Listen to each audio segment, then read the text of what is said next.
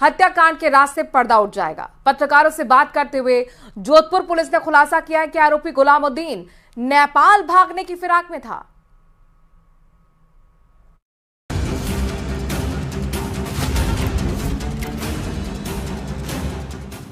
अनीता हत्याकांड में अब खुलेंगे कई राज। काफी शातिर किस्म का अपराधी है, जहर पुरानी की वारदातें भी इसने की है, तो इसे पता है कि क्या करना है क्या नहीं करना है। आरोपी गुलामुद्दीन से होगी लंबी पूछताछ। बेनिफिट के लिए कैसे किया, कहां किया और कोई था नहीं था, क्या उद्देश्य था, ये सारी चीजें पूछताछ के बाद ही स्पष्ट होंगी। कड़ी मशक्कत के बाद पुलिस को मिली कामयाबी। सारे पहलुओं पर जांच होगी, सारे एंगल्स जितने भी हैं सब एंगल्स पे जांच की जाएगी। जोधपुर पुलिस की कड़ी मेहनत आखिरकार रंग लाई और आखिरकार 8 दिन बाद ही सही मुंबई के सेंट्रल रेलवे स्टेशन से गुलामुद्दीन को गिरफ्तार कर लिया गया। गिरफ्तारी के बाद पुलिस उसे जोधपुर लेकर पहुंची, जहां डीसीपी राजश्री वर्मा ने कई चौंकाने वाले खुलासे किए। राजश्री वर्मा की माने तो गुलामुद्दीन नेपाल भागने की फिराक में था। ये बहुत ही शातिर किस्म का अपराधी है। ये यहाँ से पहले गुजरात गया, वहाँ से फिर महाराष्ट्र गया। निरंतर हमारी टीम इसके पीछे लगी हुई थी।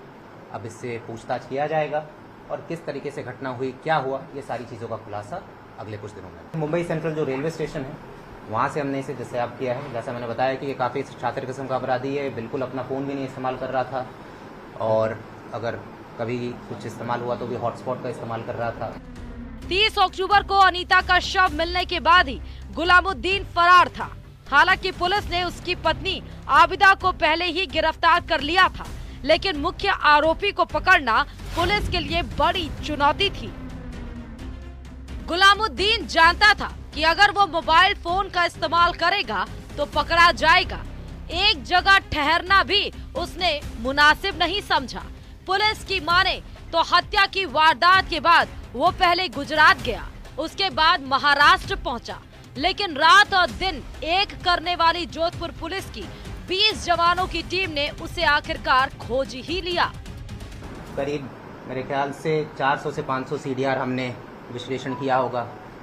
सीसीटीवी इसका मैंने ऑलरेडी बोला कि अहमदाबाद, महाराष्ट्र, क्योंकि देखिए हम इसे ट्रेस कर रहे थे। अब ट्रेस करने का क्या तरीका होता है, मोबाइल ये इस्तेमाल कर नहीं रहा था, बहुत शातिर था, तो एक एक सीसीटीवी देखते थे फिर आगे बढ़ते थे।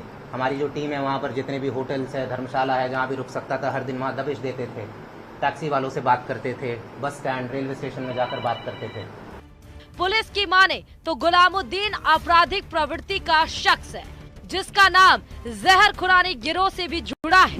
वो पहले भी कई वारदातों को अंजाम दे चुका है। ऐसे में अनीता हत्याकांड के बाद वो जानता था कि कैसे खुद को बचाया जा सकता है। अब सवाल ये है कि जब वो इतना शातिर था तो पुलिस ने उसे साउथ मुंबई से कैसे पकड़ा। जोधपुर पुलिस की माने तो सबसे पहले उन संभावनाओं को तलाशा गया जहां वो हो सकता था। जोधपुर के आसपास के इलाकों के अलावा गुजरात में भी टीमें भेजी गई। गुलामुद्दीन फोन का इस्तेमाल नहीं कर रहा था।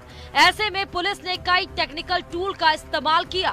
500 से ज्यादा सीसीटीवी कैमरे खंगाले गए, 500 से ज्यादा सीडीआर का विश्लेषण किया गया, बस स्टैंड और टैक्सी स्टैंड पर पूछताछ की गई और आखिर में पुलिस गुलामुद्दीन तक पहुंच गई, जहां मुंबई के सेंट्रल रेलवे स्टेशन से उसकी गिरफ्तारी हुई।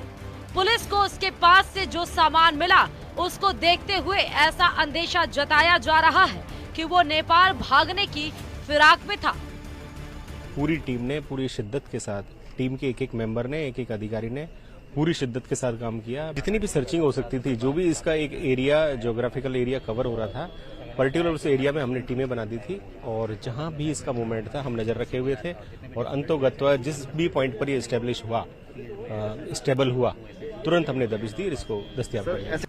अनीता हत्याकांड का मुख्य आरोपी पुलिस के हत्थे चढ़ चुका है और पुलिस का दावा है कि वो हर एंगल से इस मामले की जांच करेगी और उम्मीद है कि आने वाले दिनों में इस हत्याकांड के राज से जैसे ही पर्दा उठेगा कुछ और चेहरे बेनकाब होंगे। कहीं ना कहीं ये पुलिस की बड़ी कामयाबी है। इसकी गिरफ्तारी के बाद अब इस मामले में कई और गिरफ्तारी होने की भी संभावना जताई जा रही है। कैमरामैन समीर खान के साथ चंद्रशेखर व्यास, न्यूज़ 18 राजस्थान, जोधपुर।